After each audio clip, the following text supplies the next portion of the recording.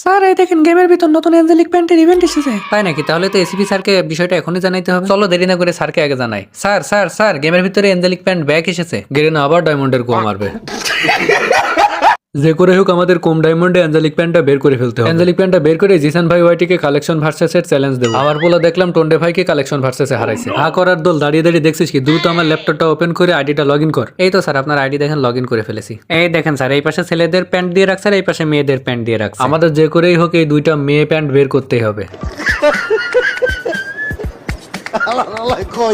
শালা বুড়ো কালে কি তোর ভীমরতিতে ধরছে? তুই ছেলে মানুষে মেয়ে প্যান্ট কি করবি? তুই কি হিজলা? অভিজিৎ তুমি স্পিন মারো আর কম ডায়মন্ডে ফটাফট আঞ্জলিক প্যান্ট বের করো, না হলে কিন্তু বেতন কেটে নেবো।